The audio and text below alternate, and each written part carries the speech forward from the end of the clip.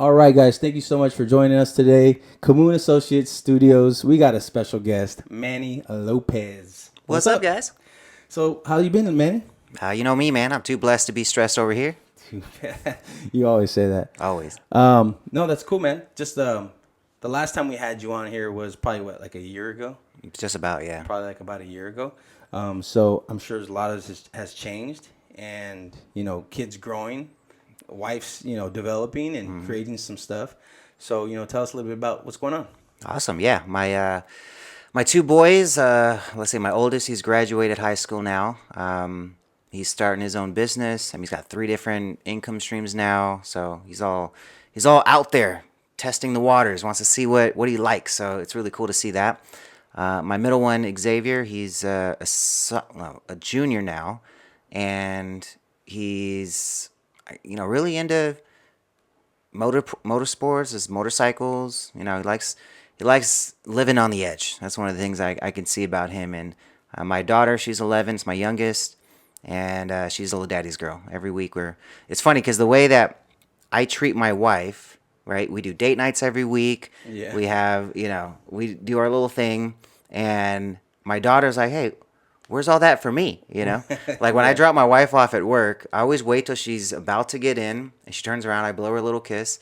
Same thing I do for my daughter when she goes and gets dropped off at school. She waits and she walks back, then she just turns around randomly and gives me a kiss. So it's pretty cool to see my daughter. She's so wants to have everything that mommy has. So it's like, I want that for a daddy. That's my husband.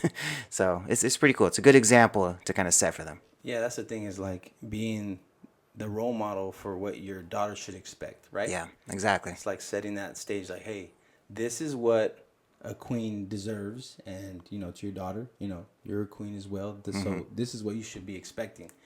I think that's really important, man, because the kids, they don't see enough of like what it should look like. You know what I mean? Yeah. So that's good. Yeah, That's my good. example was what not to follow, right? So it was like, okay, I know I don't want to do that, so I got to do something else. So I had to figure that kind of out on my own. But my kids kind of see the opposite of that, right? They get to see a close family, a family that's we're really trying to build with each other. And we have our ups and downs like every family. No one's perfect. Sure. But they get to see that we continue to, no matter what difficulties we have to endure, we're there. We're still stuck together. And it's something my kids really really respect. They see that a lot where their friends don't have that, and they're like, Right. wow, it's really cool that you guys have this date night. You guys after 20 years together, you guys are still in love. How? That's Yeah. crazy. Yeah. So, I mean, at the end of the day, it's like they see like you guys are willing to put in the work. If it's good, then enjoy it. If it's hard or if it's tough, they see you guys working through it. yeah. And it's like that's what I think marriage is, right? It's like working through the tough times and enjoying the good. So it's like you're doing your absolute best. You guys are, striving. And it's crazy because you do all that, like the date nights, and then the date night with your daughter, and the time with your boys, and you're still growing a business, building new ones, and like you're always like growing, right? Yeah. Some people are like, they get on my call like, Manny, how are you doing all this? Like, there's Seriously. always something new you got going on. There's always this. Yeah. You're always big doing. Like, I just recently locked in a TV studio to produce a TV show that we're going to be doing monthly. We're going to be launching a podcast for my wife's Seriously. brand. There's events were happening every 2 months that I'm producing right now, in-person events, and then Yeah. virtual events in between those. So I'm like, man, it is getting wild. So like literally, I posted in our group recently, hey, we're building a dream team. I need people to come help us build this because trying to do this alone with systems, it's efficient, but it's not really scalable in the way I wanted to see it. Right. I seen the new launch on the, what is it called? She Overcomes. Yeah. I seen that come together, and I'm like, I remember you telling me like this is how it came to fruition. This is the steps we're taking. This is what we're gonna do. These are the resources, and I was like, oh, that's cool. And like a week later, like you're like on stage with like a bunch of women that are sharing their story, and I'm just like, okay, like I move fast. yeah, no, that was. I Really usually impressive. like to put a date out and then reverse engineer everything to match that date. It's like, when you set a goal, the first thing you do, you pick a date. When does that goal need to be accomplished? Yeah. And then now you map out what needs to be done in between that time to hit that goal. So for whether it's She Overcomes or Manifestation or From Orphan to CEO, whatever idea I have, I usually pick a day that it has to get done on. So we picked January 8th. I was like, okay, I want something the first week of January. We're going to have a big event. And then it was just reverse engineering that. I would text all my people, send out posts on social media. Hey, we're looking for people to be featured at these events. And that was like October. And then we had the event. So I gave myself a 3-month window to get everything done. And we launched it. We had our first event January 8th. We had a bunch of women come out. They loved the experience. And they all now want to partner with us, produce other events. So now we got a whole calendar of events. We've got like events happening every 2 months. That's one in crazy. November in Chicago. It's getting wild. I mean, that's amazing. That the amount of reach that you're able to like contact, put together, and actually get onto a stage in such short time is very impressive. So You want to know the secret? what's the secret? Okay, so this is my strategy on events. Okay, if you guys are producing events and you want to have more attendees, you want to have people that you can collaborate with, you want people that can promote for you, start building not an email list, a text list. Okay, here's why. Text has a 98% open rate within 5 minutes. I mean, think about it. When's the last time you did not read a text message that came to your phone? Yeah, right. You read them all, right? You don't always respond to them, but it's a lot better than email. That gets about a 10 to 20% open rate within 24 hours. That means if you have something time sensitive, like, hey guys, here's the link for today, or here's the address, here's an update, most of them aren't going to see it, right? Same thing with social media. If I make a post, only about 5% of my followers are going to see that. If I send them to my website, within 1 minute, they're just going to scroll up and down, not click anything, not register, not give me any data, and then bounce right back to Facebook or Instagram, right? So I use text marketing. I started doing that in 2016. Then I started using a system for texting in 2018. It's called Text Magic. There's a bunch of them out there. You can use Go High Level, Scipio, Twilio, whatever. But it's a system where it gives you your own dedicated phone number. This is the key. You don't want a phone number that is like a 5 or 6 digit short code is what they call those. Those, it's a one-way street. They can only text you. You can't text them back. If they don't text your exact code with the exact spelling, they're gone in oblivion. You have no idea they were even trying to connect with you. But if you have a dedicated phone number, right? It's just a phone number they save in their phone. They can text you. They can call you. And it's a two-way street. So with Text Magic, the cool thing I have to be able to do is for years, I would go to events and I would just give out this phone number and say, hey guys, this is how you connect with me. This is how you reach me. This is how you get on a call with me. This is how you get access to my resources or my free giveaways, whatever it was, right? And I've built up a list now of almost 7,000 entrepreneurs that I've actually shaken hands with. So That's good. now I just segment them. I just say, okay, where's all the women entrepreneurs that could potentially get to an event in Southern California, right? Sure. So I then take out Text Magic and I can type out one message, check off the list to 1,000 women, and instantly text them all. And within 5 minutes, 950 women saw that message. Right. And now I got hundreds of them responding to me. That's so powerful. Oh, it's a game changer. It was the only thing that really changed how I build, because I used to do everything traditionally. I'd have a whole sales office and a big design team, and I'm babysitting adults all day. Right. Now I have 3 systems: a texting system, a calendar system, and a survey system. And that has literally been what produces my events, tracks all of the referrals that we send to our speakers, gets all the attendees all the information they need, sends out the invites and reminders, and just it's like having a team in a system, and you can actually reach people on the device that they carry with them no farther than arm's reach 24 hours a day. Wow. That's cool, man. That's the secret, my friends. In real estate, we have, obviously we have resources similar to that, but utilizing text for us is a little different, because I don't know how it is for your business, but like if we send out a mass text to, like, let's say 1,000 for sale by owner clients at one shot, this is usually a list that's you could purchase for $500, $300. Yeah. And half of those are on a do not disturb or whatever, all the details. Yeah. So then when you're done with it all, there's really like 70 that you might be able to reach. So you mass text them all, and then you have to put a big verbiage at the bottom that says stop. And if you get fined or complained on, it's you bad. can get fined pretty heavily. So here's how you do it the right way. You do not cold text. You don't spam people who have not opted into what you do.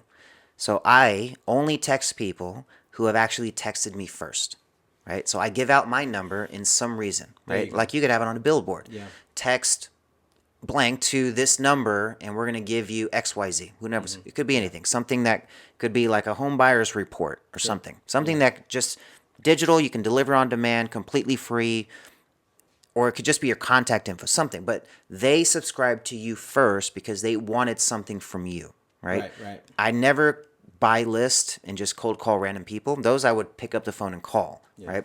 But it's definitely a little different in the text game. You have to make sure they're subscribed. They have to have the ability to opt out. What's cool about systems like TextMagic, they have automatic opt-outs. So if somebody just texted the word stop, Yeah. takes them off, doesn't let me text them, even if I wanted to, it says, hey, these people are unsubscribed, you can't text them. So it keeps you safe in that regard, but you always want permission whenever you're texting. Yeah, absolutely. Yeah. So how did like She Overcomes really like become an idea, and how did it transform into like a reality? Okay, so here's how it kind of went down. So 2019, my wife has this idea. So I'm 2 years into building From Orphan to CEO and Manifestation. Just launched our school. I'm starting to get, opportunities for speaking. I'm getting on podcasts. I'm getting on radio, TV. And so she had, spent 15 years being a stay-at-home mom, right? Never really had her own thing. Right. And so I don't know what came about or something, but she had this idea. She's like, you know what? I want to create something where women have a voice. There's a platform where we can interview them. We could showcase what they do. There's organizations and nonprofits that these women should know about, right? And so we had this idea. We designed the logo. We started doing interviews. And she brings the idea to her family, okay? This was like, I don't know if at Christmas or Thanksgiving or something like that. And her sister just flips out on her. Like, she was like, who do you think you are? Who thinks you can do something like that? Like, and she was just like floored, like, what are you talking about? I'm trying to help people, right? Yeah. And it all had a biblical perspective because she's sharing her own testimony about how she got closer to God through a lot of the things that she was dealing with. And that really discouraged her, where she just, it broke her. She didn't want to push it further. She kind of had this like imposter syndrome, where she's just like, what am I doing? Like, oh, why would she say it's like, it was so confusing to her, right? And so for a long time, it was kind of shelved. And just within, what was I right? It was October 10th of just this last year, where we're on a date night, and somehow it came up. She was like, man, we should really think about bringing back She Overcomes. Let's actually do it. She got to a point where she's just like, F that. I don't care anymore. I don't care if family don't want it. I don't care if people don't support it. I know this could help people. Yeah. I'm going to build it. And I'm like, let's freaking do it. I'm here for it. And this is perfect timing because Manifestation and From Orphan to CEO, my organization, basically runs itself. Okay. I'm served over 40,000 students so far. It's completely free to them. They go to Manifestation on our site and they can access everything. I have a digital Manny that's running 24/7 to serve them. So there's not much I'm doing like on a daily basis. I work from home. I'm doing consulting. I'm doing a few meetings a month or a week, and I'll come up with a new idea or something like that. But I'm like, okay, it's just another asset to bring into the school. I've got 800 interviews already. I've got speakers and events. We've interviewed the founder of the Make-A-Wish Foundation. We have a whole class of Les Brown interviews. He's done interviews with us like a dozen times now for our students. We've got Sharon Lecter, the co-author of Rich Dad Poor Dad with Robert Kiyosaki. We've got Tim Ballard of Operation Underground Railroad. I mean, we brought in almost everybody I wanted on my list to say, hey, give us some insights to From Orphan to CEO. Like, what would you say to kids that are aging out of foster care, how to start their own business? And we got Grant Cardone. We got Dwight Howard from the Lakers when he was a Laker. All kinds of really cool people to share their insights. That's awesome, dude. But it's like, okay, I don't need to do more. So I'm like, this is perfect. I have the time. I can really take this on now with all my network and all my resources. This could be big. Yeah. And so I did one post on Facebook. And it was October 10th, okay? Look at what happened on this thing. So I make a post, and I have it pinned right now on my profile. October 10th, 2025, I'm looking for female speakers for a special event that I'm putting together that's focused on women overcoming adversity, right? Okay. In 24 hours, We had over 400 comments on it. Wow. To date, we have over 660 women that have applied and said, "Hey, I'm interested. I want to collaborate on doing this." And I spent the next 2 months huge, bro. on hundreds of phone calls, screening. I am a very hands-on person when it comes to our events. If I'm going to put you on my stage to be featured, I mean, there's 10 spots at an event, right? So I can be very choosy with who we want. And so, I did that post. I'm like, okay, they want it. Let's build it. Let's figure out a date. That's cool. And January 8th was our first live event. We had a bunch of women come out. We had about 12 speakers that we had featured. We did a couple of panels and stuff, and we had all the women crying, and it was a really cool experience. So we're now doing it every 2 months and we launch an app that we have with this. Yeah. The app is really cool. I seen your app. You showed it to me. Yeah, for She pretty Overcomes, impressive. this new one. Yeah. So this the one that has the resources, like if you're a single woman and you need food, go to this place. Like, Exactly. So cool. It's searchable by keyword. They can type in anything. They can type in help. They can type in trauma. They can type in coaching. They can type in food banks. Right. Like anything that they want to connect with. And it's either an interview with a woman about that topic, a nonprofit that can support you in that idea, a resource that we can just connect you with that's free and downloadable, right? Or somebody that can actually help you with that in that need. So it's a really interesting platform. What about are you designing this app? Yeah, Or, I'm the developer. that's crazy. Yeah, I Because did. that takes skill in itself. Because I was like, who built this for you? Yeah, me. I'm doing it all, man. That's It's crazy. cool, So man. I built the app. I'm producing the events. I'm emceeing the events to keep everyone engaged, and they love that. I'm managing all of the social media. Yeah. Nancy's going to take over at some point on that side. Her big thing for it is the podcast. She wants to interview the women. She wants to have sit downs with them where they can do like an hour-long conversation. Yeah. With the events that we do, it's more of a spotlight, right? We give them about 20 minutes on stage, and we're sharing a little bit about their story, a little bit about what they do today, because all of our speakers are usually women that are active in the industries that they're speaking on. So they can actually help them, right? They can offer coaching, mentorship, consulting, masterminds, retreats, something where they can get direct access to them and actually get help with that. Because they'll come on stage and they'll talk about, I'm a coach that helps women overcome childhood trauma, right? And so they'll talk about their story, what they've had to go through. Some of these women have been trafficked, raped, narcissistic abuse, domestic violence. I mean, it's wild. tough. And some of these women have lost kids through just crazy experiences. So it's good to see them like on a platform where they've made it out. So I think that's awesome that you guys Exactly. are displaying that, because sometimes people are, molested, or sometimes they are trafficked or something horrible, man, and like they either don't ever want to talk about it ever again because they just don't have an avenue to get out of it. Yeah.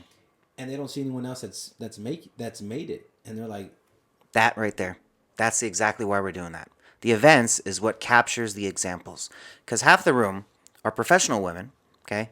But the other half are women in the midst of their chaos. For every ticket we sell to our event, we give a ticket away to a local nonprofit or domestic violence shelter. So we're saying, hey, they can come enjoy the experience. It's completely free. Meet women that have gone through what you've gone through. And they're on the other side. They're building $1 million businesses. They're running nonprofits. They're building organizations. And they'll show you how to do it. It's not just, I'm doing it. It's like, here's how. Right. Here's the resource. Here's the organization. Here's the nonprofit to connect with. So it's creating this whole community of women serving women that is going to hit all kinds of different avenues of media. We got the app. We've got the events. And then I'm also producing a book. We're publishing a book this year. So another book. I'm not doing that part, though. Don't you already have like a handful of books? I have 3, but Let's these see are 'em. all for Let's me. see 'em. I So wanna see 'em. okay, so I've got this was my latest one. This one's Cracking the Rich Code. Yeah, that's me and Tony Robbins on the cover right there. That's cool. And that was my favorite one because this one is the latest one I did, and it was a letter to myself, which is the exact format we're using for this book. It's women writing a letter to themselves. And then this was the first time I was in Cracking the Rich Code. Same one with Jim Britt and Tony Robbins. So this one was, they wanted me to write my story of from orphan to CEO, right? What would I say to kids aging out of foster care? And then this was my very first one I released in 2017 called The Hustle Code. Surprisingly, I had no idea that I did that until I saw the published books that all of them have code in the title. When you said the hustle code, I was like, Yeah, I thought it was like, wait, this is not. This is completely separate. I mean, these two are the same volumes, volume 8 and volume 14. But this was my very seen first the one. code, and I was like, oh, what's going on with that? Yeah, But you there's know, a theme now, right? It's cool. Not a lot of people can say they have a book with their picture and The cover with Tony Robbins. Tony Robbins. That was the That's main reason super. why I wanted to join the project. Jim Britt is the guy who produces it, and he's one of our speakers. He's in my network, and so I've had him on my stage a few times. And when I showed him our network and started introducing him to people in our group, I mean, we filled a whole volume with just my people, and then a second volume with just my people. So it creates this whole kind of community of collaboration, and it's a good win-win. Dude, that's just that in itself is impressive. You know, we talk about She Overcomes, and we don't really know too much about Nancy. Maybe at some point we can get to know her. We can have her on. But you know, if you can summarize in like 2 or 3 minutes, like the CEO to or Orphan to CEO, and then your other business Manifestation, like if you can just a couple minutes to kind of elaborate a little bit more, like how it started, your upbringing, because some people they don't know where you started from, Yeah. and what you had to go through, and the adversity and everything that you had to go through to get to where you're at now. So I mean, if you have a few minutes, you could just give us that. Sure. So, From Orphan to CEO is definitely a personal story of mine because that's my story. I was left in a car at 18 months, and in that situation, I was basically put into the foster care system through a closed adoption process, meaning whatever my parents had done, they were not allowed to contact me anymore. It was me and my sister, and she's about a year older than me. And we go through the foster care system for a couple years and bouncing around to different homes. I was 18 months. And my final adoption, because I was adopted and returned 7 different times, like an unwanted birthday toy. And so the 8th time we're finally adopted, that was actually in Lake Elsinore, which is why I live in Lake Elsinore today. It's the only place I remember having a family. And I remember the day I got adopted. I remember all of these different experiences. But I still grew up with a lot of questions. Like I never even knew what my mom's name was until about 25, where I ended up finding her on Facebook. It was funny because I hosted an event and I was telling people about my story. And every year around my birthday, I would post this post of my picture of me like 3 years old. So I'm like the youngest I could see myself, and saying, hey, this was my name. I was adopted. I was left in this thing. I was born in Riverside. And, you know, if anybody knows anything, let me know. And the place that I was born at, the hospital, was turned into like a Lowe's. So there's all of the records are in somewhere else. Yeah. And some lady comes out to my event, and I'm telling the story, and she's like, hey, I know somebody who works in the records keeping area for where all of those documents would be. I'm going to get you connected. And before you knew it, wow. I knew her name. I knew my dad's name. And I got this delivered on Christmas Eve. And I'm opening this up. I have a whole video on Facebook about it. And I got to find my mom on Facebook, and I never found my dad. I haven't found him yet. But the From Orphan to CEO concept, it started with a conversation with God, actually. In 2017, I had this kind of fork in the road moment in my business where I put all my eggs in one basket. And this is something that in entrepreneurship, do not do, okay?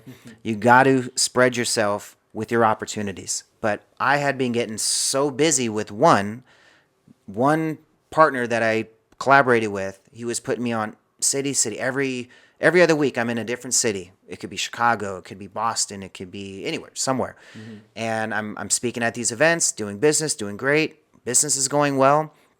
And I get a call from a friend of mine, and she's like, hey, this thing happened, and it changed the whole game of what we were doing there. And if I would stay in that mode, I would be sacrificing every moral I said I would never do in my business. And if I go a new route, I'm starting completely fresh. I got to throw everything away, my entire list, all my opportunities. I got to start completely over.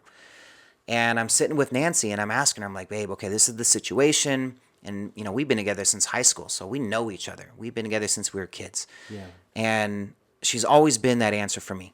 You know, whenever I need help, I need guidance, I need mentorship, she knows me more than anybody, and she can tell me what I need to know about what I should be doing. And I go to her, And I'm asking her, I'm like, hey, what should I do?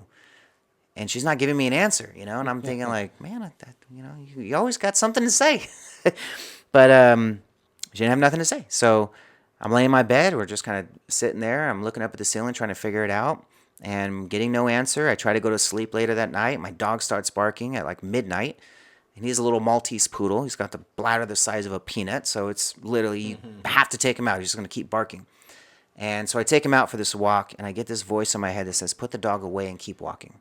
And I'm like, well, that makes no sense. It's January 27th, 2017. It's freezing cold, completely dark outside. It's completely quiet, which is really eerie to me because I lived on a busy street. I mean, right across the street is a 24/7 laundromat next to a 24/7 McDonald's and next to a 24/7 Del Taco. And I'm like, just, it's busy. Yeah. But at that point, it was silent. Hardly any cars driving by. And I let my dog do his thing. I'm about to go back inside because I'm like, I'm not going to listen to this. I'm tired. I want to go to sleep. I'm about to grab the doorknob and I get that voice again. Put the dog away and keep walking. So I was like, okay.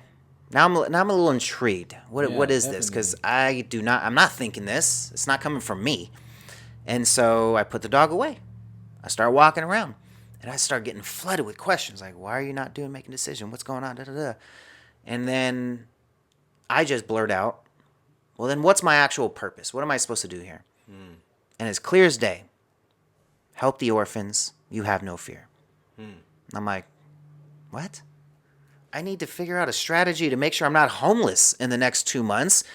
How is this any way helping me, you know? And I go to sleep. I wake Nancy up. I have this crazy dream right before I wake up where I'm running up a mountain on fire. Like everyone's running down and it's complete chaos. Like it's just apocalypse, right? And I'm running up the mountain. And I'm thinking if I run fast enough, the fire's not going to burn me. I had this weird, thinking. But I didn't have fear. It was everyone else is running in fear, and I'm running towards the chaos with no fear, thinking like, oh, yeah, I'm invincible. I don't know. It's just I didn't have any care in the world that what was up there is going to hurt me. I get up there, and it's like demons or something. It just looks weird. Just a bunch of chaos at top, and I kind of make this statement of like demanding them to leave, and then I wake up, and I get this flood of information of who I'm speaking to, what the purpose was, what I'm supposed to do. And I wake Nancy up. I'm like, babe, you won't believe this. Last night, I had a conversation with God. I know what we need to do. We need to help the orphans and da-da-da. And she's like starting to cry. And I'm like, why are you crying? This is great news. And to kind of preface this, I've always told her, if God pays attention to me, it's all delegated. He has no time to pay attention to little old me. And I would always say it's delegated to like maybe a guardian angel or something. Maybe that's how that works. I don't know. And that day I was like, I had a conversation with God himself. Like he told me what I needed to do. Wow. And she's crying. And I'm like, why are you crying? She goes, Yeah, that's what I want to know. well, yesterday when you were on the bed and you were asking me for help and what to say, I was praying to God that he would reveal himself to you. Wow. And he would tell you what you need to know. And it was crazy to that, what happened there, because that shifted everything. From there, I knew, okay, I need to be confident. I'm going to build something new. I don't know what yet, but I'm going to go out on my own, and it's got to have something to do with orphans. A couple months later, I get invited to Vegas for this event, and it's called Thrive. They do this event every year. And it's a big event in Vegas. They were doing it at the Mandalay Bay. And I go to that event. Now, Les Brown's going to be there on Sunday. And this is like a 4-day event, right? And coming down Thursday or Friday or something like that. And Sunday, Les Brown speaks. Now, I never miss Les Brown. Okay, if I'm at an event, Les Brown's like my best friend now in this industry. I mean, he wouldn't say I'm his best friend, but to me, I'm like, dude, it's my best friend in this space. He's so cool. And I mean, we'll have a cell phone number, we talk, and so he's going to be at this event. I'm like, oh man, it's a chance to hang out with Les for a little bit. Let's do it, right? I mean, I've got videos where we're hanging out for the day, going around in his limo, and like we're just having a good time. So I'm like, dude, we're going to have a vibe. It's going to be great. He's out in Vegas. Let's do this. And Saturday comes. Friday. Friday comes. There's this speech by the founder of that event. His name is Chris Hatter. And, no, is it Chris Hatter? Something like that. Cole Hatter, not Chris. I was like, this doesn't sound Chris. It's Cole Hatter. And he's talking about a Tom Shoes business model, okay? Where he's like, every business can do this. You have a business that has a service or something that you charge for, okay? You can price yourself at the ability to serve more than one person. Like Tom Shoes, okay? It's a shoe company. Every time they buy a pair of shoes, they give a pair of shoes away for free, okay? I'm like, genius. I can create a service. I just price it at a way where I can also sponsor a foster kid, an orphan, right? I want to work with kids that are lost. And I started looking at the data. I mean, 60% of sex trafficking victims come from foster care. That's why I brought Tim Ballard of Operation Underground Railroad to talk about it. Wow. You have 2 out of 3 of these kids that age out, which is where I want to focus on, meaning they didn't get adopted. They went through the entire system of foster care. They became of adult age, and now they say, you're on your own. With all of the resources and success strategy that the foster care system gives you, right? Well, guess what? 2 out of 3 of these kids, within 1 year, are either dead, homeless, or in jail. Okay?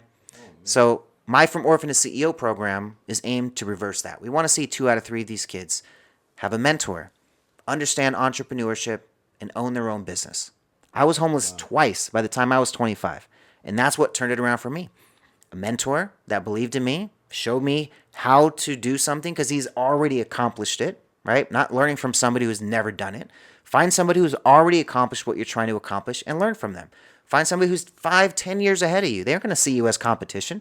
You're just somebody they could mentor. They're like, hey, let me show you the ropes. Here's this one thing right here I'm going to tell you will save you 3 years of you trying to figure it out on your own. Exactly. That's mentorship. And entrepreneurship, that's the ability to build your own dream. You don't have to wait for permission to build someone else's dream, okay?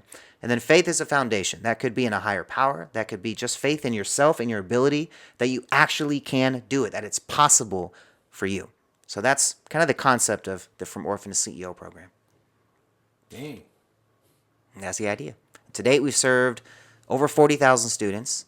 We're active in over 80 countries in the platform. And I don't even have a passport. I've never even left the country. So digital Manny, he's traveling the world and just accessing and serving and mentoring. And then we're just bringing it all into a system. And with manifestation, it's gamified. This is what actually I did a TEDx talk on.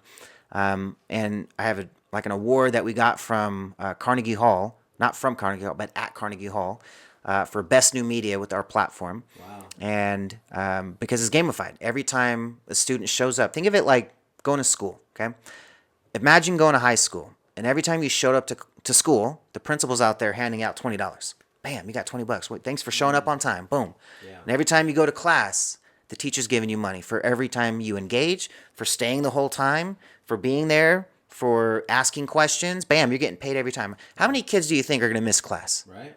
None, right? That's the concept of manifestation. Every time the kids go to school, they're earning Manny bucks. And these Manny bucks can be used to actually unlock opportunities with our members. So instead of them, like we have members that usually charge like 5 to 10 grand for what they do, right? These are specialists in their arena. These kids can't afford that, right? But they can watch enough classes in manifestation from their phone, right on their device, and earn $5,000 in Manny bucks to earn a seat at that table versus hoping to be gifted and getting a handout, which we know if you get it for free, you're not showing up for it, right? Yeah. They don't value it. So it's a way for them to earn that seat at the table versus, waiting for somebody to give them a seat. That's cool, man. Like you incorporated helping the orphans, and then you have this platform that's got supporters that are supporting it, and it's just all like on autoplay. Yeah. That's genius, man. And the craziest part, okay, so when I first heard that concept of that Tom Shoes business model in Vegas, I immediately called Nancy, my wife, and I said, hey, I'm coming home. I got the idea. I need to come home and just start working on it right away. I can't be here in Vegas. It's going to be too distracting. I'm going to come home. And she's like, what are you talking about? Les Brown's there on Sunday. You're supposed to be there till Sunday. I can't. I don't know. I got to be home. I'm coming home. I'll see you there. By the time I got home that next day, guess what happened? What? That shooting. Oh, no way. In Mandalay Bay. Oh. And all of my friends were 5 stories up, locked in that room all night until it was a whole thing. And I had 2 friends die in that. Man. One of my friends that New York Life agent. She was at the concert. She got shot, killed. I mean, it's just terrible. And to think that, who knows what could have happened. But it's weird. Sometimes I just get these gut feelings. I don't need to be there. And I get out of the chaos. And I've had a lot of situations like that where I was supposed to be somewhere where some really bad stuff happened. And somehow I just got out the way. It's unfortunate for those that didn't. But, it's an interesting, that was the biggest aha moment for I'm like, okay, I'm on the right path. I need to do something. This is new. This is different. And this can actually give me some purpose. I'm actually excited about it. I wanted to go out and build it. And when I was going city to city, I was like, okay, I'm getting on stage to sell my services again. Getting on stage, sell my services again. And yeah, we make money, but I didn't really feel good. It wasn't like, okay, I'm making money. But we're just helping businesses make more money, There's no purpose really behind it. So now that there's purpose behind it, that kind of, I guess, sparked with Nancy. She's like, I want to build something, but it's got to have a cause behind it. It's got to have something that we can give away for free just to serve people. And that's kind of the business model now. Is I find things, if I'm going to monetize something, I've got to create a free version that we can gift to the world for them to access in some way. And then build a business where we're serving at least one extra person just by serving the clients that we bring in.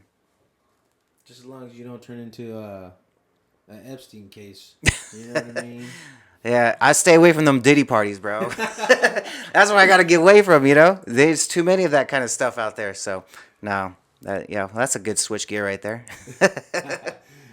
No, I mean, to close up on that stuff, it's like you guys definitely have a passion and a drive and, you guys know, like, this is the way we want to go. Yeah. And you guys are not just, like, thinking about it. You guys are doing it. So it's like, kudos to you guys. Not only did you do your thing, you have manifestation as well, but now also your wife is like, hey, I want to do something too. Yeah. So you and my boy too, man. My son sees too. I'm like, man, we generational now. Yeah. I love it.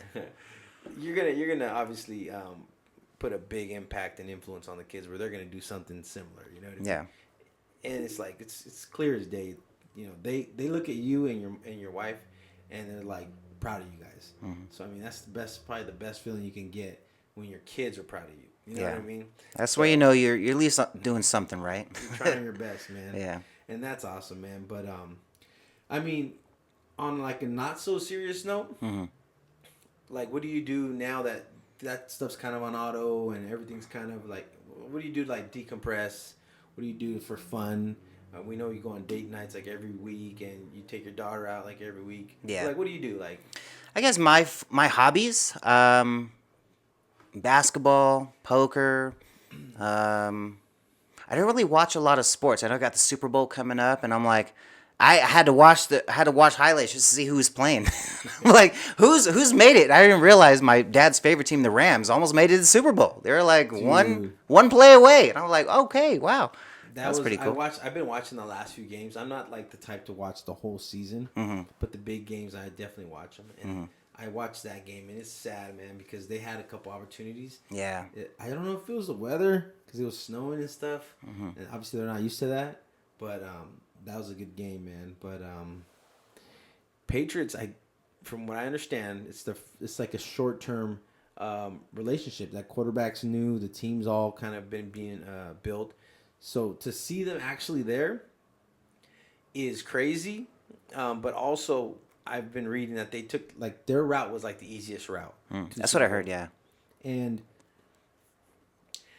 what was the team? There's a team that they lost their quarterback.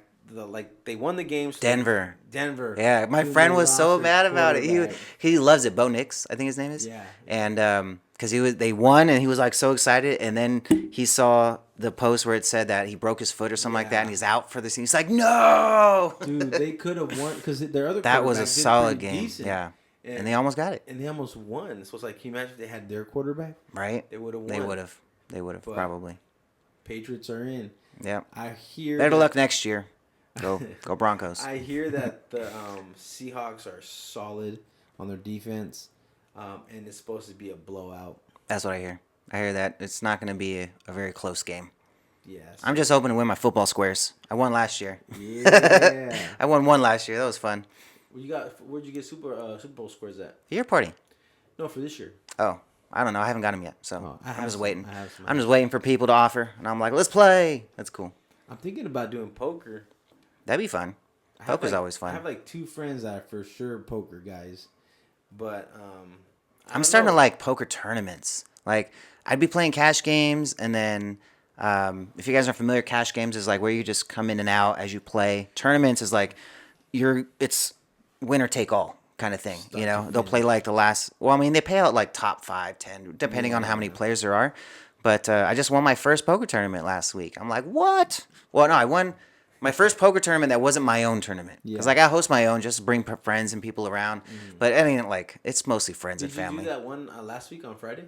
It was a Saturday one. Remember you told me come after the baseball game? Yeah, that was a cash game. Those are just hanging out with friends, couple you know, people came over? have some drinks, some food, that kind of stuff. yeah. Just kind of a little kickback party kind of thing, and then play some poker. But the tournaments, like we're gonna get, like I've gone to casino tournaments and cash, and so I'm getting really good at this. So I may have a future in this. This may see Manny as a professional poker player one day. Ever since you started playing poker, you started wearing hats. I know, right? Well, I started wearing hats.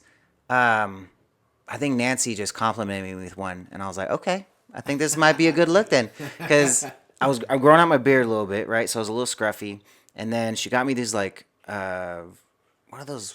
I forget what they're called, but the glasses that the military guys wear, like Navy SEALs type. Yeah.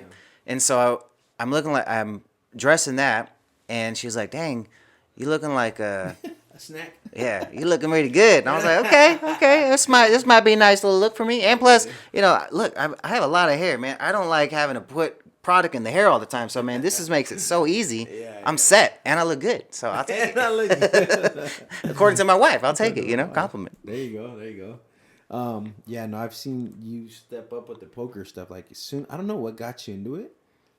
But... So my wife, she has like a lot of people in her work, because she works at a casino, that play poker. And so she's like watching the game. And like, it's funny because we got matching tattoos. I have the King of Hearts. She has the Queen of Hearts. After though, right? Yeah. No, I got this before I ever started playing poker. Oh, really? The only time I really play poker is like once a year at my grandpa's, you know, for 5-10 cent games. And I'd always lose. I never was any good there. And then I started watching this guy, Brad Owen, on YouTube. And just watching how he plays. And it's really cool because he actually walks you through it. Like, he's sitting there telling you why he posted this, why he posted that. And so, do I need to pause? No, you're good. Okay. So, basically, I was starting to watch to learn how to play. And then I would start showing up to my wife's casino to start playing. And I was starting to win. And I was like, okay, maybe this is pretty good. And then I heard that poker is on the same level of chess as far as the way it works. So it's not considered typical gambling, like, you know, you go to roulette or blackjack where there's the house age, right? It's a strategy game because the house doesn't even take a position, right? They do a drop. They'll just take a little piece off of each one, but they're not going to play against you, right? So that's where poker, that's what got my attention on poker was like, okay, this is a little different. And you know, it's kind of fun to play against and learn strategy and all these things. So, I don't know. It gets addictive sometimes, especially when you have like a really big hand. I get this crazy feeling like I'm about to jump out of a plane, skydiving, man. I get that same. I'm like, I'm sitting at a poker table, next to a bunch of old dudes. Why am I feeling this adrenaline right now? Ugh. The last time that you came over, we played out back. Your son was like looking at me. He's like, "I'm gonna take all your money." I was so happy when you stacked him. I beat him like 2 times. Yeah. He's like all in. I was like, "Are you serious, man?" I was like, "All right, I got a pretty good hand." And I ended up beating him like twice. And I looked at him. I go, "That's my money, boy." he's waiting to get it back at it, and he's getting pretty good too. Yeah. We did a home tournament recently, and me and him took first and second. I'm like, what the heck? He outlasted all of the players. It was like 20-something players. I'm like, wow, okay, this kid's getting pretty good. Is he still DJing? Yes, he DJs. He does videography now. He's starting to learn financial services. He wants to start building asset and wealth, building his own bank. I mean, this kid he's got the mind that I had at 30 that he's got right now at 19. That's crazy. And I'm like, wow. Because when he was young, I would bring him to my events where millionaires and billionaires are on stage telling you about how they're building their ideas. So he's shaking hands with millionaires and billionaires since he's 5, and he can walk into any crowd now.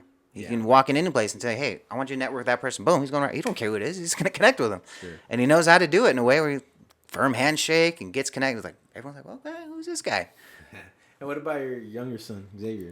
He's a wild child. That boy's. I see him in motocross or something like that. Maybe owning his own, mechanic shop or something. Like he likes to tinker, and he likes to build things.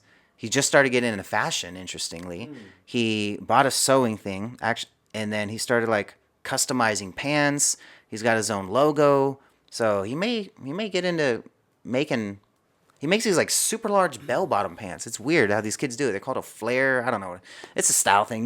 Somebody who's watching you knows what I'm talking about. But he like makes the pants wider and it makes a custom design on it, inks the back up and everything. It looks pretty interesting. So that's his new passion right now. I've never done any of that stuff, like the big pants. Mm-hmm. I've always had like the same outfit I kind of wear now as what I wore back then, but a little bit baggier. Yeah, I was the kid that was 135 pounds in high school, wearing 3X shirts and big old pants, and yeah, it was bad. Sheesh. That's before I had all this hair too. I was bald. I was looking like a cholo back then. I'll show you guys. Let me see if you can see it. I'll show you guys one of my pictures from way back when. Let's see what you got.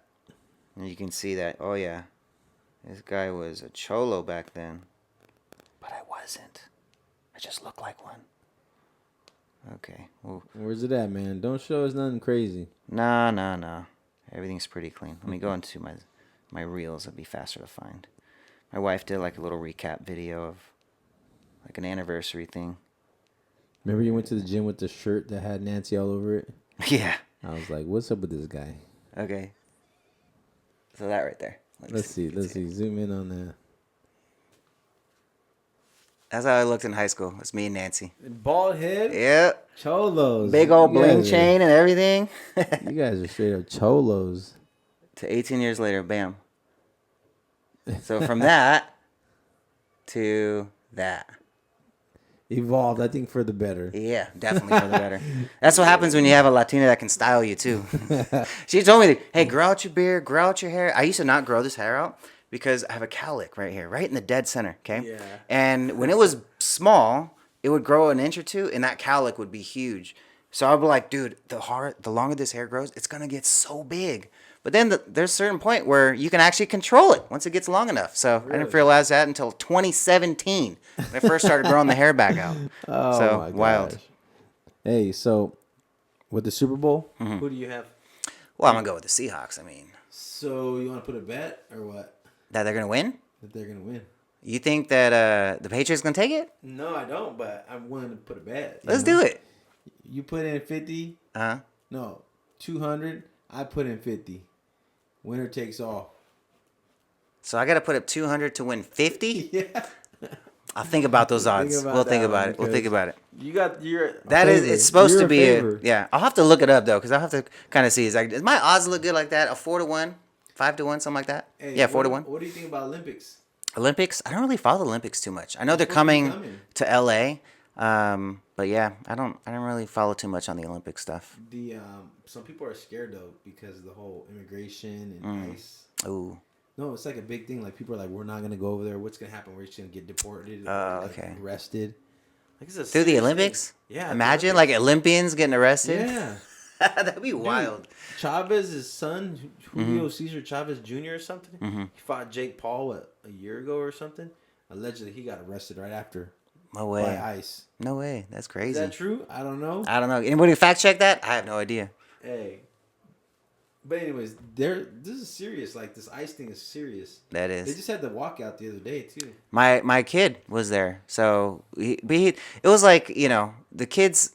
They just want to ditch. Yeah, exactly. I'm thinking the kids just want to have fun. They get to go hang out with their friends. They're about to go to Cane's, and that's the vibe. Because I was like, "Why are you going?" Right, and they're like, "Oh, all the friends. We're about to go eat." I'm like, this kid didn't make not one sign. He didn't protest at all. He didn't do nothing. He was just like, oh, I'm hanging with my friends, making videos. And then some dude got arrested because he tried to freaking attack kids. Like a couple people got No arrested. Yeah, way. there's a whole video on it.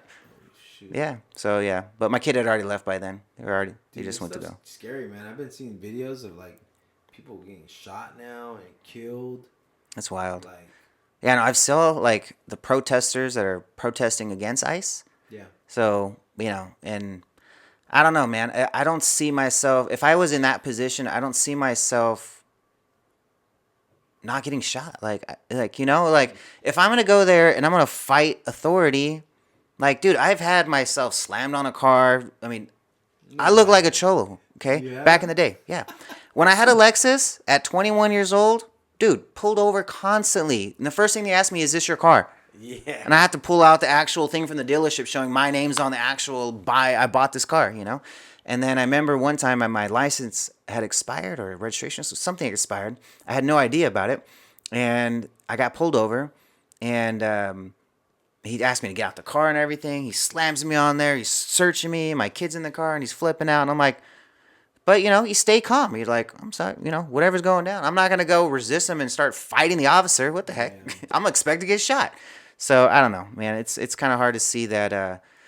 You want to fight for things, and I have sympathy for that. People have their ideas. They have what they feel is right for them, and there's always a debate on both sides of that.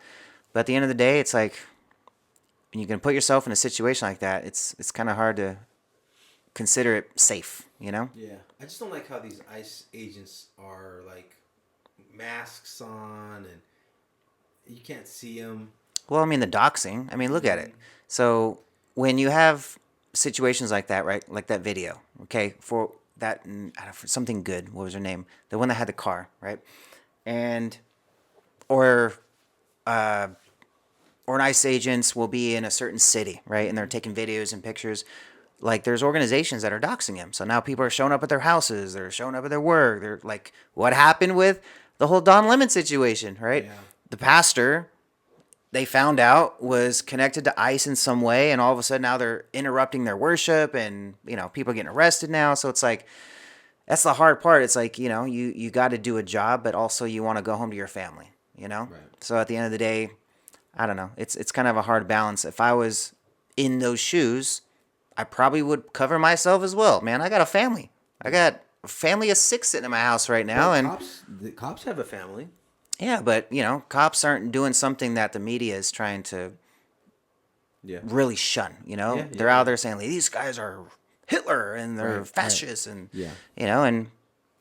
but at the end of the day, it's like you got to protect yourself. What if somebody took Nancy? ICE agent took Nancy. I have to go get her, bro. You gonna let them Rescue mission, You huh? gonna just let them take her? I'm not gonna try and get shot. I know that. So Bye, Nancy. no, it's gonna be like I'm gonna follow you in the car. I'm gonna meet you at wherever you're going. Like I'm not gonna go and think I'm gonna be taking on 6 agents that are all armed. And even if I was armed, like that's stupid. That's a suicide mission. So for me, I'd be more of in the courts in the legal realm to figure out a way to get stuff done versus just being what would you call like a vigilante and trying to do it my own. Yeah. It's just recipe for disaster, man. That's what we're looking at. Speaking of courts, Mm-hmm. dude, I have a property up here that we are trying to sell, the listing, and somebody broke in, and they are literally acting like that's their house. Oh wow, squatters. Yeah, so Oh, I man. didn't know about them actually living in there. But long story short is, I go to the property and I'm like knocking on the door. I'm trying to get in, but my key's not working. So I go around the back and I'm trying to open up the door. And this guy is like sees me trying to open up the back door. He's like, "Hey, what the heck are you doing?" I'm like, "What are you doing? You're in my property, bro. Get out of here." Yeah. Dude, he's on the phone so quickly. I'm like, I don't care who's on the phone with. I'm like, dude, I'm gonna open up this back door. You need to get out of here. And then like, he's like, I'm calling the cops. I'm calling the cops. I'm calling the cops. And I'm just like, call the cops. Like they're gonna help me. Right. Long story short is like, I'm like, dude, I better leave because I just don't want to escalate anything. And I don't know if he has weapons. Right. So I leave home and I'm coming right here and I hear a helicopter overhead. Toot, toot, toot, toot, toot, toot. I go, there's no way that's for me. And I make a left over here and I come back and they're following me now. I'm like, No way. I think this is for me. That's crazy. Pull into my house, and then I like come inside. And I'm like, is this? And then they're over my house. Toot, toot, toot, toot. I'm like, okay, this is crazy. So I go outside, and then cops pull up, and I'm waving them down. And they're like, turn around, put your hands above your head. I'm like, for what? You're a breaking and entering suspect. And I'm like, oh my gosh, like I'm breaking into my own house. The real guy that's breaking and entering is over there. Shut up, turn around, put your hands above your head. They actually put me in cuffs. That's crazy. Here, no way. For like 15 minutes, and then they go figure everything out, and they're like, oh, we're sorry. Yeah. But you need to go file some court paperwork to get him out, though. So, dude, I have him in the middle of an eviction for that right now. Wow. Just took all the docs, today. So. The joys of real estate, folks. Yes, the joys of real estate, man. That's wild. That's what I do for work. We do property management. So what that means is like for example, I have another property on Mission Trail. Mm-hmm. It's in Wildemar. You know where that car wash is at? Down that way or no? There's like a million car washes around the area. It's a new one. The new one. Oh, Wildemar. Okay, so that one is Newport? Down Newport? No. Okay, that's a different one. Long story short, no, Wildemar. I'm thinking Menifee. You go past Newport Road. Yeah. And you go down Mission Trail. It's right there on the right. It's the car wash. But our facility is on the left. Okay. And it's like an acre lot. And it's a little small building. But that's what I do. So, nice. like, people call me and say, hey, I'd like for you to manage our property. Blah, blah, blah. We go over the legalities, the price, this, that, and the other. And then we'll start to manage it, market it, and then get it leased. And then manage those clients, And he'll even be willing to get arrested for you guys to make sure he can manage your property. Get arrested for you guys. He will make sure them squatters aren't staying there, even if he has to put himself in cuffs, folks. I like that. That's a good advertising right there. He just focus. I will get in cuffs for you to manage your property. I knew I was gonna get handcuffed. I knew it. Yeah. So I put my metas on. And I went outside with my metas recording. So I got like 80% of it on camera. Oh, that's good, bro. And in the back of the cop car and everything. So stay tuned for that. Oh, that's That'll good. be coming soon. That should just be your commercial for your property management company, bro. Property management? By Anthony Camou. I should give it to you so you can edit it. Oh, I would make it happen. That would be nice. Yeah, so that's, the property management side of stuff. Generally, we don't like to get arrested or do things like that, but it happens, and we're willing to go there. Right. But yeah. So, anyways, that's that. We also do loans. So, if you're looking for like a conventional loan, an FHA loan, a hard money loan, a DSCR loan, which is a really good program, you can have like no job. Mm-hmm. If you have 20% down, and the house makes sense money wise for the bank, they'll lend you the money. So, $200,000 house. If you have $40,000, you can buy a house without a job today. Damn. No, and lose that house in 6 months. We don't ask for tax returns. Mm-hmm. We don't ask for W-2s. We don't even want it. You could be like, hey, no, we don't even want to look at that. It's not that type of program. But interesting. Yeah, there's programs available so that's that cool. way you can. It's an investment. I know we're gonna be getting some real estate very soon, so we're definitely gonna be working with you, bro. So that'll be cool. Where are you guys thinking about buying? Let's see. So I know we've either considered like a ranch in like the Temecula area. I want to kind of build a winery. I know there's a couple options right now. There's a winery for sale in Temecula, one of the wineries. I think it's Bella Visa or something like that. For how much? But I think it's like $3 to $5 million, somewhere right there. Hey, yeah, it's a nice one. Not that bad. Yeah, it was priced right. And then there's we got to talk about what was it? Bolero. Bolero gas station? Actually, no, Bolero. Oh, Bolero. Yeah. The Europa. Yeah. That winery. Yeah. They're actually actively looking for investors. So there may be some cool opportunities there. But yeah, either that or we're gonna buy in like Vegas, Henderson, something like that. So we wanna get a larger, because we have a like no backyard, right? Mm-hmm. I got a big German Shepherd, and I need him to get around. Nice view. Beautiful view. But I've always wanted the ability. This is my dream, is to kick a ball any direction as hard as I can, and I'm still on my property. Yeah. That's the goal. Yeah. That's awesome. And Nancy plays soccer, so I can have her kick the ball too. And then we really go far, and we'll see how far. But that's the plan. Is like I want like a couple acres. I want to build a compound at some point where I got a whole family compound built on like 3 or 5 acres or something. You could do that, dude. Yeah, give me 3 to 5 acres of land, and we'll build it. We have a program for that too. There you go. So it's called a one-time close, and it's a construction loan. So basically, you can purchase a piece of land, right, with the loan, and so you're using this loan to buy the land, and then you're also going to get all the permits and entitlements, and then once you get it approved, then you start getting it built. Once it's done, then you'll close at that rate. So if, let's say interest rates at that particular time are 5%. You'll get a closed loan at 5% for 30 years. During the build process, you're paying interest only. So Wow, if it takes you that's 2 not years, bad. So if it takes you 2 years to build it, 24 months of interest only. But then after that, then that same one loan closes. So you don't have to do it 2 or 3 different loans. You know what I mean? It's all in Wow. one shot. I like that. Oh, we're definitely So- chalk that opportunity. So a lot See, of things guys, you look can how do. smart this guy is. Yeah, a lot of things you can do. How long you been doing real estate? 2015. Oh wow, So- nice. 7 years now. Wait, no, No. 17 years. Damn, No, man. bro, you're way. 12 years. Goddamn. No, you're really Yes. bad at math. It's 11. Yeah. Oh my gosh. Years old. No, you said 7. 17. 7. 7 for 5. It's 2022. Oh my gosh, that's way off. Math is not as strong. It usually is too. Math is usually pretty good for me, You're good but with not app, today. But he can't count from Yeah. 2015. They don't ask me to count to 10 or 2026. nothing in building an app. It's slide No, some code that over. was hilarious, man. That was hilarious. Yeah, That'll be a so good clip. About 11 years. Cool. And 11. it feels That's like good. just a couple years ago, but I will say this, man. When Mm-hmm. I first got into real estate, I started with Century 21. Mm. And it was good because I was able to cling to a couple like stronger agents Mm-hmm. and learn from them. But that took me about a year to do. I tried to do it all in the beginning by myself, and I Mm-hmm. was like, I'm gonna learn, I'm gonna do it, and it really wasn't very beneficial to me because, like you said, a good mentor is gonna get you from where you're at to where you need to be. Instead of it taking 3 years, it takes you 3 weeks, a month, a year. You know. Yeah. So in the beginning, I did everything all by myself. I was trying everything, and I didn't really like do that great in the beginning. And most people would have crumbled and just said, I'm gonna go get a job.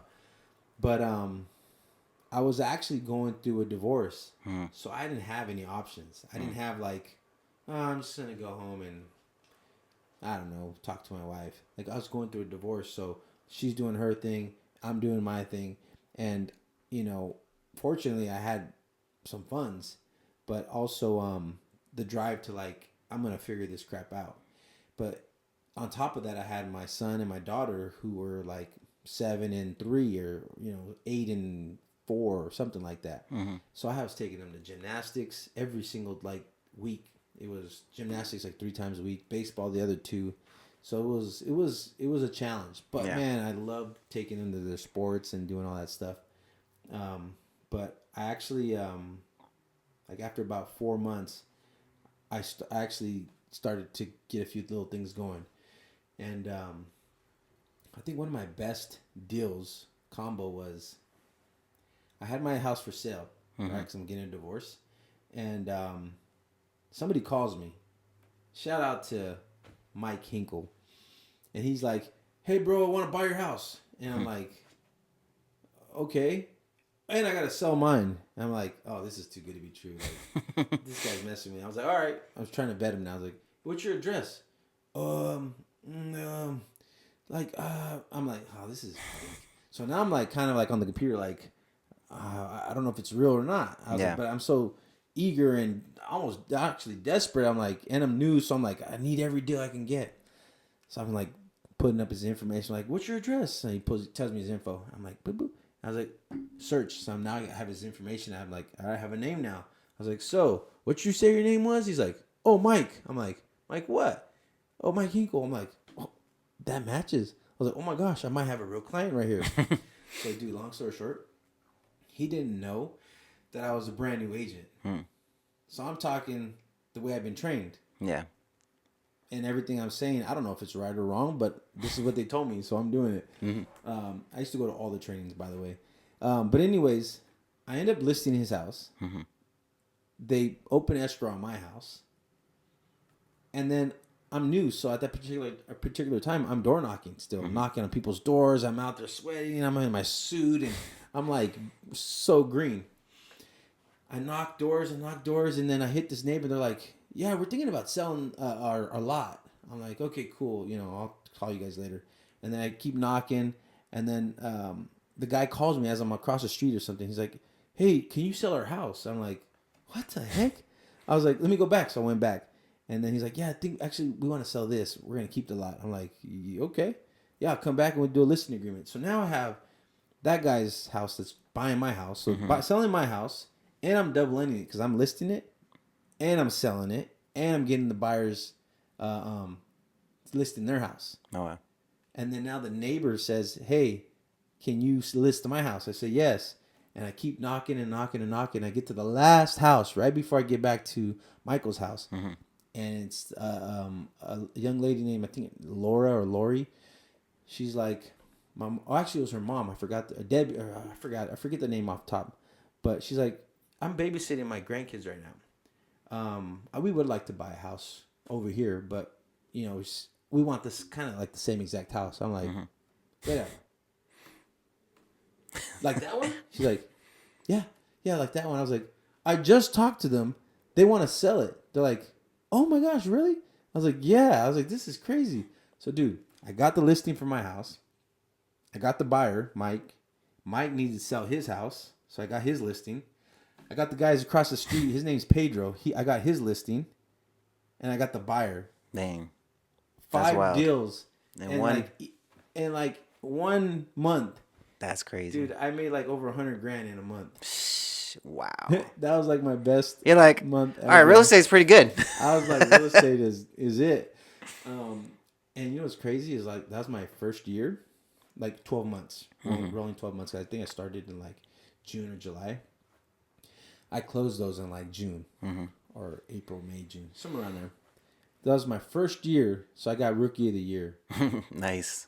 And everybody was like, "Oh, Anthony Camou, he's like, oh my gosh, he's a machine. He door knocks, he cold calls," and which I was.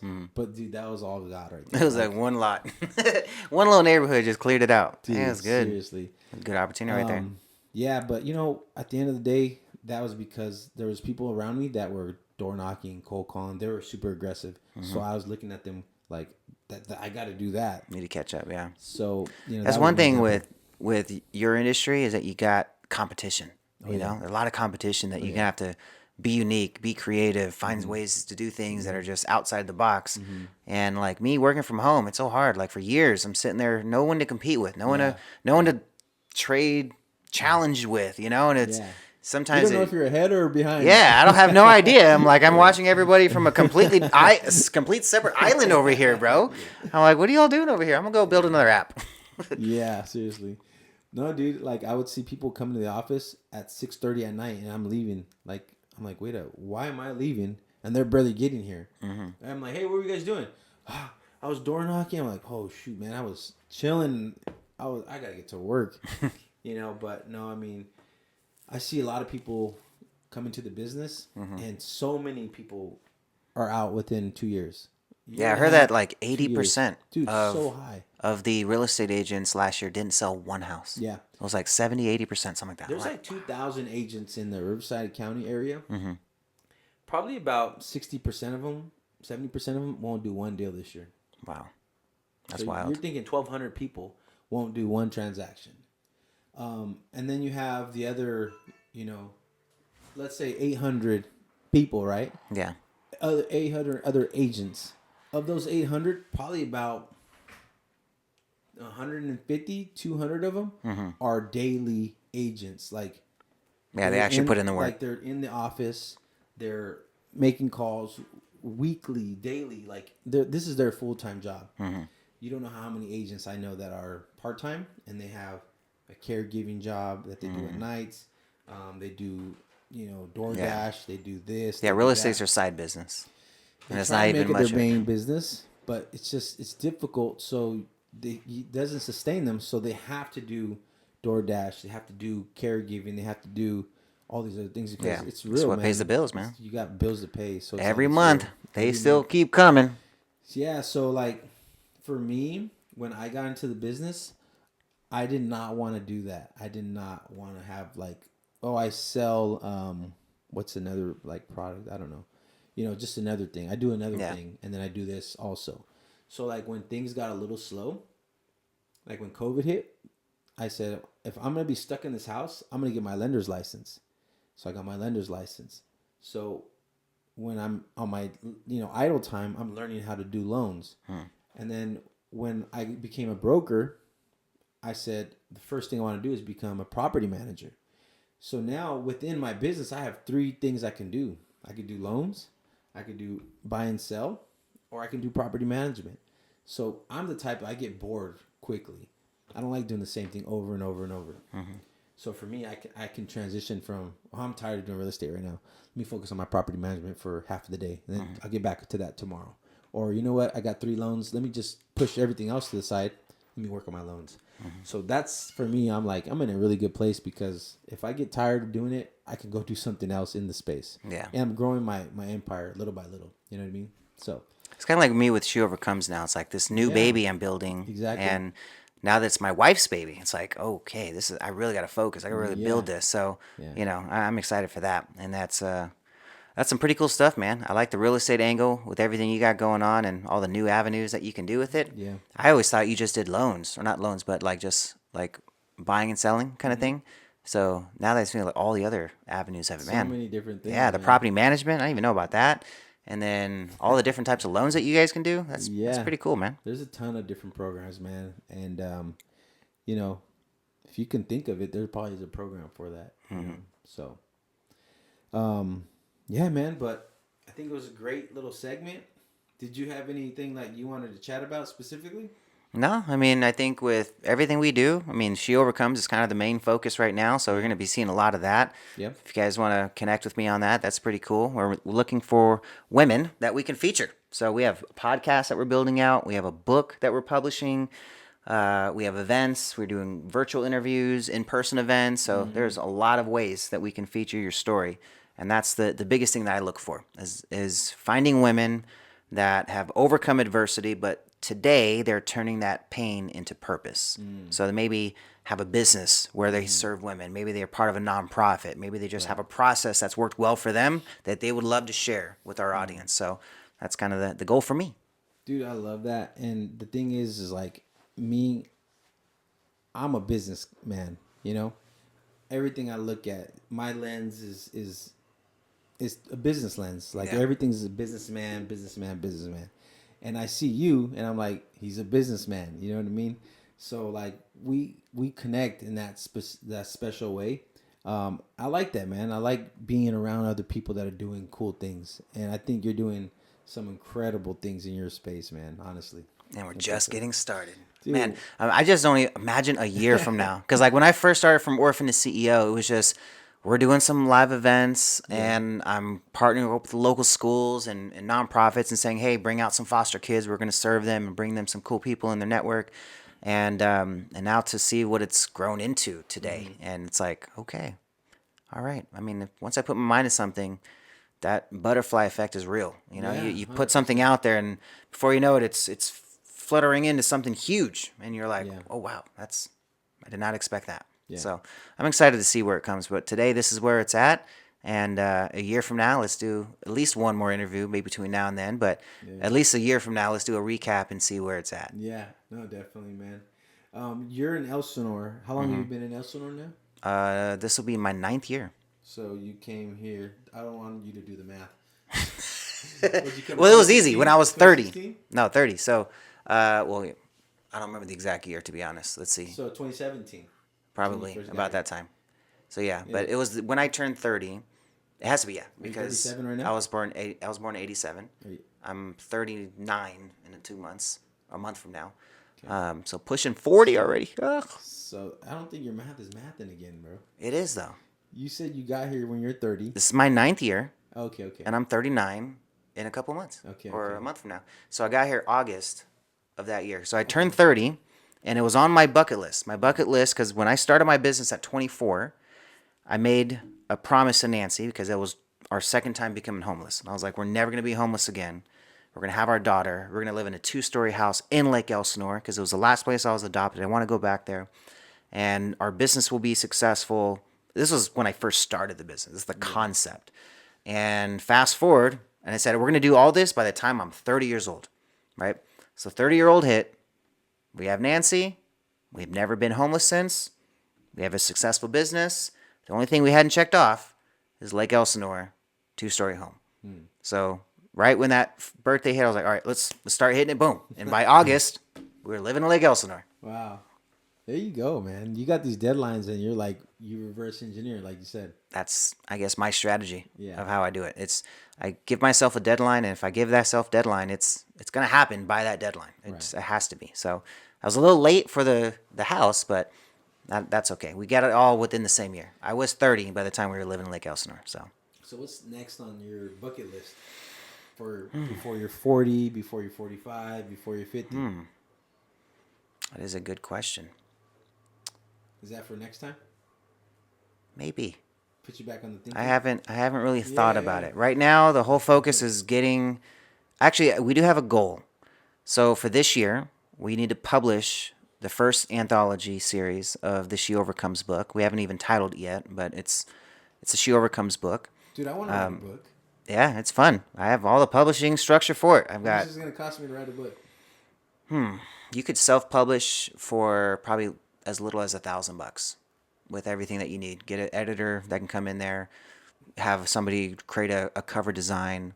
I even have women that have courses will teach you how to self-publish it, and it's like $500 to $1,000, and they literally they'll walk you through the whole thing. They'll help you set up the Amazon, get all your self-publishing going, and then you just start publishing books. Yeah. I even have one that shows you how to publish what's called their short book for free on Amazon. Wow. Yeah, so there's a whole process, and she gives out, every time she speaks at my event, she gives out the whole process. So I can get that to you if you want it, and then you can learn how to do it for free. So Dang. as long as you can design your stuff and do your formatting and editing, which I'd rather just delegate that. Yeah, that's what's going to cost you $1,000. I'm not trying to do that. Yeah, you don't want to do that. Me trying to do that is like you Trying to do math. Count to 10. Yeah, exactly. Trying to figure out some math situations. But yeah, I would say that's going to be that. Publish the book, and I would say within the next year, a She Overcomes event will have over 1,000 attendees. Woo! That's the goal. Dang, okay. And I do know what a goal will be very hard to do, and that is to get Joyce Meyer to speak on our stage. You guys heard it here first. That is the first time I've said this publicly. Joyce Meyer, you will be coming on a She Overcomes stage. Yes. Maybe this year, maybe next year, but it's happening. You heard it here first. Dang, that's cool. I definitely want to get to the next one. I was trying to make the first one. I definitely want to make it to the next one. I think it's cool. But like I think all your stuff is cool, honestly. Even some I'm of a cool guy. What can I do? Even some of your online like little like 40 people on the screen. I was like, I gotta get on a couple of those, but I just never make it on there. Those are hard for you because you're more localized. Yeah. And it's a nationwide. I mean, you have people from Canada on there as well, so it's international. But the in-person events, we Can definitely we do something that's local? Like can you do something that's like? Can you get local people on there? Yeah. Everybody's segmented. I could say, okay, let me hit up everybody in my SoCal list, which is like 2,000 people. Yeah. Say, hey, we're doing a SoCal only virtual networking event, so you guys can actually meet each other if you want to meet up. Yeah. So I could definitely do something like that. Okay. Since you're from Lake Elsinore, what's your top 3 restaurants? Oh, okay, I like this. Okay, so we just did one today. Michi's Tacos on Main Street. Did that today? Yeah, you've been there before. I know. Why? I've taken you there before. I know. I'm just saying. I went today. No, you went somewhere else today too. Today? Or are you lying on your stories? Which one was it? Oh, that's the Korean barbecue. Yeah. No, that wasn't here. That was date night last night. Oh, okay. No, so that was. So it took you a day to edit and post. Well, I took all the videos last night, and we're drunk. No, you know what? Here's the secret hack. Okay, if you guys see my videos and you're like, how does Manny do those? CapCut. Okay. Oh yeah. CapCut has a feature in here called AI Lab that has a button called Auto Cut. Okay? Yeah. And all you do is take a bunch of little video clips, like 5-second clips, 2-second clips. Put it together. And it just boom, boom, boom, boom, boom, all of them. Did Next. Pay for that? It's free. It's free. It's freaking free, guys. So video editing. Excuses not to be on. Yeah. And they'll make you like 20 different versions that you could just click on and say, oh, okay, I like that. They add the music to it, the animations, the transitions. It's like you had a professional editor. Back to your food. Okay. Oh yeah. So Michi's Tacos in Lake Elsinore, the quesadilla tacos. First of all, let me say something about Michi Tacos. Those are my people right there, man. I saw you had them on your show, I think, right? Or No. you'd featured them before. I remember you met the owner. I've just like shouted out their business, and actually one time we were golfing, and then the wife was like, "Oh yeah, we did the commercial with your audio." I was like, "What? I didn't even know that." That's my cool. Free taco at. All right. But those are my people, man. All right. So if you go to Michi's, you got to get the quesadilla tacos with everything, and ask for the orange sauce, habanero. the habanero sauce. No, habanero. Habanero. Okay. Can you say Worcestershire sauce? Worcestershire sauce is actually how you say it. Yeah. Okay, Michi's. That's So definitely Michi's. the top. Okay. You know what's funny? There's another place called Michi's that over on is Central? the one on Central. Seafood type Yeah, thing, no? we love spice. Okay, that's one thing. And then Himalayan style. Okay, Wait, it's that in a place? Temecula. Oh, Himalayan style. Yeah. That's the place. I've never Yes, been it's there. called Himalayan style. There's one that just opened up in Menifee, and then there's one in Temecula. So it's a little bit not in Lake Elsinore in a sense, but we just love spice. That's like an Indian I food. love spice too. So that we get like the chicken curry, just extra spicy. It is the spiciest. It is spicier than Michi's. No way. Yeah, if you want to You definitely. like Thai food? I don't know. Do you like pho? Yes. Do you like the pho over there? Palm Thai on Central? No, heck no. That's the one we go to. If there's a better spot, let me pho know. spot? Yeah. Yeah, the one right there by Michi's, to the left of Michi's. Really? Yeah. Is it the one that's I think it's- Michi's in Maine or Michi's in Central? No, Central. Central. Okay. The I could try that seafood one. place. Okay. The one next to Target? Yes. Okay. Next time you're going, invite me. Okay. We'll go. Yeah. Let's do it. All right. I like that pho spot. For Thai food, I like the one off of Marriott Hot Springs in the 15. It's right across the street from the Walmart. Okay. They have good Thai food there. Oh, dude. Okay, so you said you're 3? Okay. There's another spot. Go ahead. So This one's actually in Lake So Elsinore. he don't know how to count to 3. I don't. Well, I've given you 3 in Lake Elsinore. How about Okay, that? yeah, Okay. go ahead. So there's one in Lake Elsinore. La Unica. Right Okay, next to Unica right to or Michi's. Unico? No, La Unica. Okay, yeah, they're good. Yeah. They're all right. Yeah, I have their. What do I have usually there? Their More lobster like a is good. party there. With the music bumping. Yeah, like somewhat. It's a vibe. Have you It's ever a been vibe. to La Unico or I haven't Unico? been to that one. I saw You that know one. where it's at? Yeah, it's Okay. keep going on the streets, right It's there. cool. We should go there. You should go there. I checked that one. I don't want to go there with you, but you should go there. I want to go that way. Okay. What know are where some? you need to go? Where? One more bite dumpling. One more bite dumpling. Oh Oh, okay. my gosh, dude! I've heard of that one. I haven't been there. I always tell everybody that place is so good. Okay. I've been going there. My more wife and loves more, dumplings. and like as I go there more and more, their food's still really good. But I'm a little disappointed with their rice. I feel like they overcooked it the last few times. But when it's perfect, oh my gosh, their one more bite dumpling is so good. Their noodles are thick and like juicy, and then they don't have like a whole like Cantonese Chinese food option like beef and broccoli, orange chicken. They don't have all that. They have like beef and broccoli, chicken and broccoli, and like a couple other ones. But their thing is they have dumplings. So if you're a dumpling person, you'll love it. That'll work. But I love their noodles, their rice, and then I get their chicken and broccoli, and I think that's it. Just those 3 things. And if I'm going to recommend any carne asada fries, that is going to be Filberto's. Ugh. It's good, man. Better than Michi's? Have you tried Michi's asada fries? I don't think so. You should try it then. Do it But I like get you they want. have a habanero sauce too. Cap cut it. And I'm gonna try it. Yeah, I should do that. Their habanero sauce not that good comparable to Michi's. I literally take the habanero sauce from Michi's and I take it home. Oh, yeah. And I just add it on the fucking eggs every morning. Oh, Yes, dude, man, so the fun. best. Yeah. I could ask them if they sell it separately, but they just keep giving me little pieces, so I take a couple. And Okay, they're like, have you been to their brunch spot in Temecula?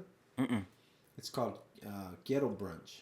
oh, I saw it because I went to their. Was it their Menifee spot? Yeah. Or yeah, they have something like that, and then they were mentioning the taquero. I haven't been able to go though. So when they were announcing it, we had saw it, but I've never seen the actual opening. The food's really good. They also have Michi tacos there, so you can order their tacos there. And Interesting. So Ooh, that's that a good sounds little good. plus. Like you can have your brunch and everything, and if you're like really drunk and you want some like garden salad tacos, you can get it there. Nice. Okay, that sounds Something like a to think plan. about. Oh, you know another thing. What's your plans for Valentine's? We're doing a dinner cruise in Newport Beach. Okay, like a 4 hour or something like that. Yeah. A little 3 hour. Yeah, so it has all the food and everything, a little cruise brunch Yeah, and or not, cruise dinner, and all like Valentine's out. So it's gonna be cool. I was that's trying to figure cool. out something unique to do, man, because man, so we have 2 anniversaries a year, right? So I got my dating anniversary where we first became boyfriend girlfriend that we still celebrate every year. That's Yeah. June 8th. Our married anniversary. Then we do the Valentine's and anything else that's in between that we do. And so I'm always coming up with unique things to try and do. Yeah. And so I was like, man, what am I going to come up with at Valentine's? Because I totally missed the boat on Christmas this last one. I just totally missed the concept of what she was trying to go for. But so I'm like, all right, well, Valentine's I got to kind of make it up for, and trying to figure out some new experience. So we haven't done that. So that'll become You should something just new. take her deep sea fishing, bro. She probably wouldn't like that. I don't She know. would hate No, you. she would. Yeah, she She would. would hate you. Yeah, I probably wouldn't even do so well because the last time I went deep sea fishing, man, I was sitting in the boat barfing up for Yeah. all day. But I caught 3 fish, so I was happy. What about your favorite bar? Favorite bar, Sports Stop, definitely. Sports stop. Yeah, Why? I like Sports Stop. It's a vibe. It's a vibe. Yeah. Plus the bartenders love us there. Nancy loves it there. Yeah. She's like really cool with the whole vibe and structure. So I don't know. I think the Rec's about to open back up Dude, the again. wreck is about to come back. Well, let's see. I know we just saw it there. Like, oh look, they're cleaning it out. It's gonna open soon. Yeah. Because one of Nancy's coworkers used to work there, and so they're talking about like, oh, she can't work these days because she's going back to the Rec. They're like, oh, it's opening soon then. So that'll be probably a I new wonder spot. if the wreck is gonna be like the same old wreck, I hope not. That shit was grungy. or if they're gonna like try to make it like cooler. Your feet sticks to the floor there. So hopefully it's a lot cleaner. They look like they were cleaning it today. So Yeah. we'll see how long that lasts. I mean, I like the cheap drinks. Mm-hmm. Cash is, I'm fine with that. But it was like nobody there. It's just like Yeah, 4 people are always there. exactly. So it's like, And it was always the same 4 people. yeah. So we'll see. Hopefully that place, makes a turn for the better. But we'll see. But they've been closed for like 2 years, a year. I think about a year. Yeah, felt like 2 years, man. They've been gone a while. I know. But- The last time we were there, we were taking a shot before we went to Havasu. Yeah, that was fun with the guys. That was cool. Yeah. So We gotta do that again. I know. Once they open, we'll go do it Yeah, again. man. Have us time. Yeah. Oh, That's good Havasu, stuff. you want to do that again? Yeah. Yeah, we have to, bro. That was fun. It's funny how like last year I went to Havasu I think twice, but one time we went just me and Josie. We just went over there to meet her friend, and her friend didn't even hang out with us Oh wow. because they were on the other side of the lake. Mm. So we're like hanging out by ourselves. And, like I thought we drove all the way over here for your friend. Damn. So if your friend, if she's watching, Bad friend. Bad friend. I'm not your friend anymore. So, hey man, well thanks so much for coming out. Thanks for the invite, bro. This is Couple fun. hours of your evening, I do appreciate it. Get ready for Super Bowl. Let's do it. Bring your money. Yes. I have some ones. There's another game we're playing. It's called 2000. Have you ever heard that? Mm-mm. It's like a dice game. I'll explain it to you later, but it gets slightly competitive. Like, Oh, that's fun. There's no strategy. Oh yeah. There's It's the one where the kings. Okay, yeah, that was a fun Actually, game. there is I did like strategy, that one. But when you It's have like Yahtzee. It's a Yahtzee once you have game. like 8 people, like Yeah. it gets really like competitive. That's fun. But yeah, we'll be playing some games, and we'll see. Like, I think I have everything still in the garage. Like, I haven't moved it, so like maybe we'll just hang out in there too. I don't know. Yeah. We'll fill it out. But yeah, man. Thanks for coming, sharing a little bit about your whole Orphan to CEO, Manny Bucks. What is it called? Yeah, Manny Bucks. Well, No, manifestation. Manifestation. It's like manifestation, Yeah. but we don't just hope and dream that you're gonna actually Yeah. create something in life. You actually build it with mentorship, entrepreneurship, and faith. That's manifestation. That's cool. And then she overcomes. Yeah. So awesome things. If you guys want to connect with Manny, what's your guys' ats for different platforms? You guys can find me at like Instagram, Learn with Manny. It's my at. But if you guys want to connect directly, I have a business line. It's a public line. It goes directly to me. I don't have anybody that manages my communications, but it is a public line. So sometimes I get like 100 messages on it in that, an hour a day or something like that. So, but if you guys want to connect, you can reach me at 833-404-4491. So 833 404-4491. And it's a two-way, it's just my direct line. You can communicate me, asking me about events, ask me about opportunities. You guys want to copy my books, happy to just gift them to you. So connect. Thank you. Cool. Well, thank you guys for joining us. We will be back with Manny at some time in the future. If you guys have any real estate questions, you guys can shoot them my way. Can definitely help you guys. If you guys need to connect with Manny, you can't get a hold of him because whatever reason, you can reach out to me and I can help you get to this guy. Boom, bada boom. I know where to find him. Yeah. So He can knock on my door. I showed up on the e-bike once, but wrong house. Thanks, guys, for tuning in. Talk to you guys. Peace.